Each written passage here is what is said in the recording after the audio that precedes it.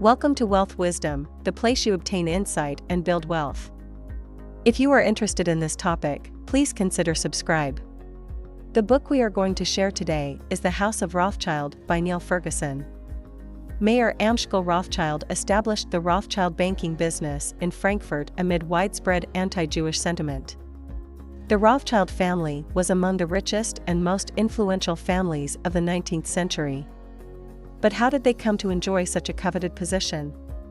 It all began with Mayer Amschel Rothschild, 1744 to 1812, father of the famous Rothschild brothers. However, as a Jew in Frankfurt, Mayer Amschel didn't have the easiest start to his career. During the 18th century, Jews in Frankfurt faced persistent, systematic discrimination and intensely anti-Jewish attitudes. Virtually every aspect of the lives of Frankfurt Jews was affected by this anti-Semitism. Jews were confined to a ghetto, a single narrow street called the Judengasse, Jews' Lane, with gates erected at either end. They were forbidden to live outside the Judengasse, and likewise forbidden to stay overnight anywhere else. Jews were barred from entering major public gathering places like parks, inns, coffee houses, and the town's promenades. For Frankfurt Jews, a major portion of life was spent within the high walls and gates of the Judengasse. Yet, amid Frankfurt's anti-Jewish sentiment, Mayer Amschel Rothschild still managed to start a successful banking business. Unlike most 18th-century German towns, Frankfurt was a center of commerce, which necessarily went hand in hand with banking. Mayer Amschel's journey into banking began after he'd established himself as Frankfurt's leading antique dealer.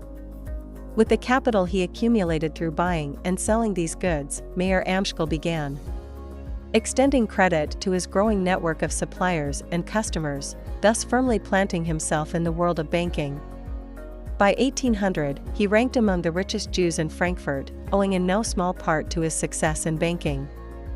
In fact, his business was turning over so much cash that bags of money would often lie around the Rothschild office, filling the cupboards and piling up on the floor. Nathan Rothschild took the banking business to England. When his father died, the firm was passed on to the 5 Rothschild sons. Of Mayer Amschel Rothschild's many clients, the most important was William IX, hereditary prince, landgrave and elector, Kurfürst, of the former German state of Hesse-Kassel. According to the Rothschild myth, it was this relationship with William IX that formed the real foundation of the Rothschild fortune. When Napoleon declared his intention to end the reign of the House of Hesse-Kassel, William had little choice but to flee. According to legend, it was at this critical moment that William turned to Rothschild, hastily leaving his entire fortune in Rothschild's hands. In truth, however, Rothschild provided only one service to William, which proved crucial to his family's success: the management of William's English investments. These investments were part of the reason why Nathan Rothschild, Mayer Amschel's third son, was able to establish a successful banking business abroad, in England. Mayer Amschel sent Nathan to England around 1800. Like his father, Nathan was gradually transitioning from trading textiles to banking. Initially, Nathan took orders from Frankfurt, but gradually began making his own decisions and deals. It was the service of managing William's English investments that helped Nathan make the transition from a merchant to a London banker. By the time Nathan established himself in London, the family's Frankfurt bank had effectively passed from Mayer Amschel to his 5 sons following his death. Mayer Amschel had become seriously ill on September 16, 1812, and died only 3 days later. In his testament, Mayer Amschel demanded strict unity among his sons in continuing the banking business. Seldom has a father's last testament been carried out more conscientiously or profitably. As you'll see in the chapters that follow, Mayer Amschel's final wish, to maintain fraternal unity, had an enduring impact on the Rothschild family. The Rothschilds made profits by giving loans to governments and with the help of their commanding general. By the 1830s, the Rothschilds had amassed about £4 million in wealth, more than 10 times that of their biggest competitor, Baring Brothers and Company. So what led to the Rothschild brothers' immense success? In part, this success stemmed from the profits the Rothschilds made by giving loans to European governments.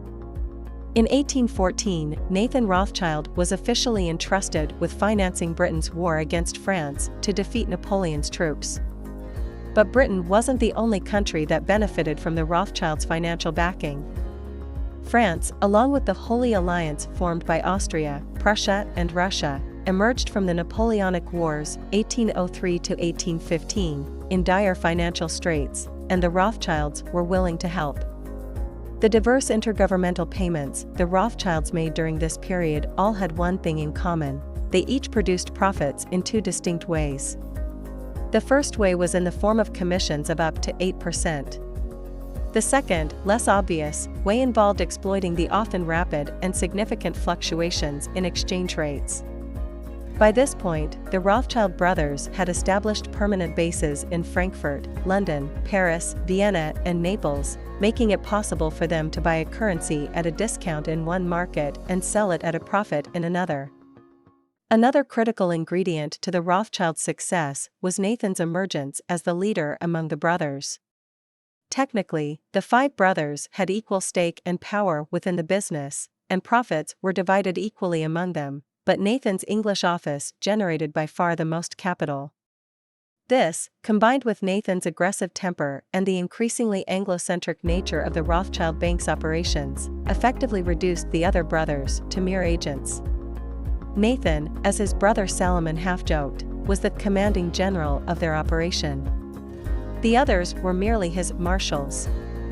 Despite his dominance and success, Nathan's rule was never absolute, and the partnership did not degenerate into dictatorship. The Rothschilds' close contact with political elites gave rise to myths that fostered hostility. At the turn of the 19th century, it was a matter of course that European politicians would accept favors from bankers. Investment tips and outright bribes would be rewarded with things like economically relevant inside information or favoritism when a loan was needed. The Rothschilds also engaged in this practice, and in doing so maintained close contact with the political elite of their time.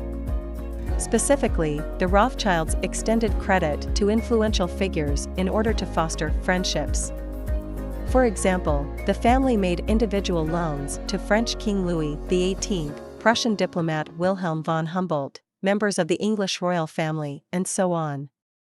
But the most prominent example of such friendship was the Rothschilds' relationship with Austrian statesman Clemens von Metternich. Not only did the Rothschilds advance money to Metternich privately, Salomon, the Vienna-based brother, also provided him with insider information that he would receive from his brothers in London, Paris, Frankfurt, and Naples. Metternich rewarded these insider tips by informing Salomon about Austrian political machinations. Information about Austria's war preparations or the collection of taxes was of great value to the Rothschilds, as such information influenced their financial activities. Sometimes, however, a more subtle approach was needed. In these cases, the Rothschilds would give presents, such as the jeweled caskets given to the Elector of Hesse-Kassel, to those with whom they wished to forge an alliance. While the Rothschilds' close contact with the political elite was immensely profitable, it also gave rise to myths that encouraged hostility against them. Their involvement in so many major financial transactions made the Rothschilds increasingly familiar to the public during the 1820s. But this newfound publicity was seldom positive. Rumor quickly spread that the Rothschilds wielded extensive, clandestine influence over European politics. However, much of the myth-making and hostility that the Rothschilds endured was not based on actual facts, but rather on simple economic rivalry coupled with anti-Jewish sentiment. The Rothschilds never forgot their co-religionists and advocated for Jewish emancipation. The Rothschilds' wealth and influence afforded them a privileged social status, this despite belonging to a class that had been historically disadvantaged, even in the Rothschilds' time. For example, the Rothschilds owned prestigious residences, where they would host dinners for the high society of the time. They even went on to acquire noble status in 1817, a formal confirmation of their privileged position in society. The Rothschilds also used their social status as a force for good by advocating for Jewish emancipation. They never lost sight of the fact that Jews were still the targets of a wide range of discriminatory laws and regulations. Jews were entirely excluded from politics and were subject to a range of economic and legal restrictions, such as being barred from owning land. The Rothschild brothers urged their friends in politics to advocate for the Jewish cause. Salomon Rothschild petitioned Metternich as well as Prussian Chancellor Hardenberg for assistance in obtaining equal civil rights for Jews. In one letter to his brothers, Karl Rothschild called upon them to do more to help elevate the status of Jews in Europe. Though the Rothschilds didn't reserve their political action for wealthy Jews alone, the relationship between the Rothschilds and the larger, poorer Jewish community has long been the subject of myths and the butt of jokes. At least one cartoonist at the time suggested that, having made their fortune, the Rothschilds were indifferent to the plight of their poor co-religionists. But the brothers were indeed involved in philanthropy. For example, in 1825 they donated money to build a new hospital. Nathan was especially interested in helping the disadvantaged, and contributed to a number of charities for the poor and sick. The Rothschilds' success lay in their unique communications network and the cooperation between the five houses. For years, people have wanted to know the Rothschild secret. While there is no single reason that can explain their financial success, there are at least two factors that we can identify as critical to their incredible prosperity. The first is the development of the brothers' communications network. The Rothschilds were always trying to find ways of expediting their communications. Nathan, for example, would pay premiums to the captains of postal ships for express delivery.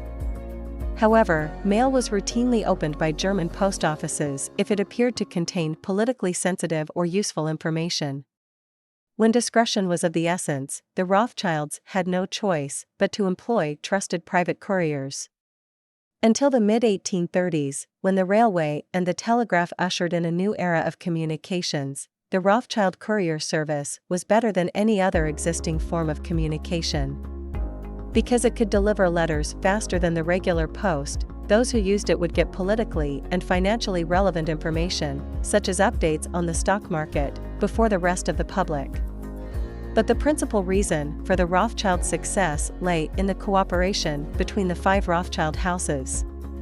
As mentioned earlier, the Rothschilds profited from the differences in exchange rates between various European markets. Their multinational partnership meant that they were uniquely positioned to conduct this kind of business effectively. When taken as a whole, the five Rothschild houses in London, Frankfurt, Paris, Vienna, and Naples comprised the largest bank in the world. This multinational partnership allowed the Rothschilds to disperse their financial influence throughout five of Europe's major financial centers.